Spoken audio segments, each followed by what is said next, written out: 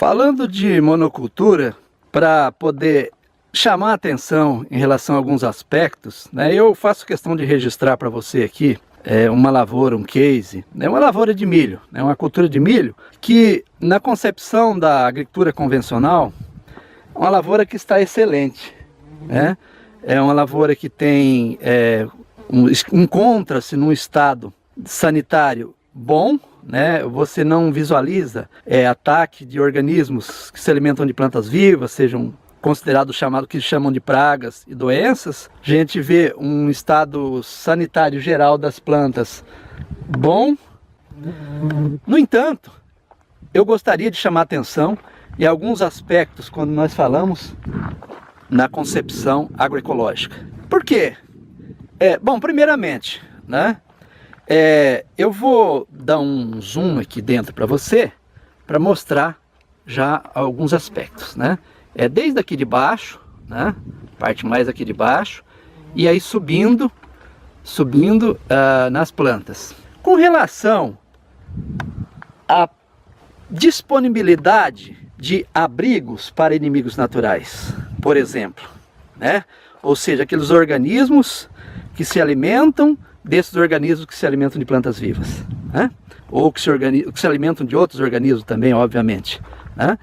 Então, é um ambiente, né, o ambiente baseado na monocultura, e nesse caso aqui o milho, muito pobre em termos de microambientes, de microhabitats, como se fossem casinhas para esses organismos inimigos naturais se estabelecerem. Então, é um ambiente extremamente pobre, né, de microambientes para a presença dos inimigos naturais. Então, isso é um fator extremamente desfavorável para que ocorra, eventualmente, o equilíbrio ecológico, por meio do controle biológico desses organismos que se alimentam de plantas vivas. Então esse é um aspecto. Esse solo descoberto, ele está totalmente exposto à ação direta do vento, da radiação solar e da chuva.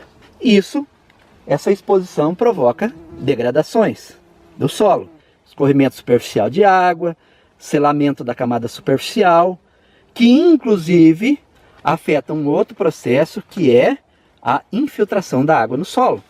Vai infiltrar menos e vai escorrer mais na superfície. Vai carregar sedimentos, matéria orgânica, argila. E, consequentemente, vai favorecer a degradação desse solo. A raiz do milho. A raiz do milho é uma raiz muito superficial. Eu quero comentar com você sobre um processo ecológico extremamente importante, que é a ciclagem de nutrientes, que é a absorção de nutrientes de camadas mais profundas do solo, pelas plantas, né? E esses nutrientes translocam pelas plantas, dentro das plantas, né? Quando caem folhas, flores, frutos, esse material orgânico, ele é triturado, né? Ele serve de base para a alimentação dos trituradores e decompositores. Ele é triturado e decomposto, e os nutrientes são liberados na camada superficial do solo. E como só existe a cultura do milho, né, uma cultura que tem a raiz muito curtinha, muito rasa, esse processo de ciclagem de nutrientes também ele é paupérrimo, muito pobre, né? No caso, na concepção convencional, as plantas que poderiam ter algumas plantas no meio da cultura do milho, né, ela é chamada de plantas daninhas, né? Na concepção agroecológica, elas são chamadas de plantas espontâneas. E elas exercem vários papéis, né? De abrigo para inimigos naturais, de alimento para organismos que se alimentam de plantas vivas, né? Serve para ajudar o solo a ficar mais coberto, serve para também produzir material orgânico para o sistema solo, para ciclar nutrientes, uma série de outros processos, né? Obviamente, não estando competindo por água e nutrientes com as plantas de interesse econômico, essas plantas são companheiras e não daninhas, não são indesejáveis.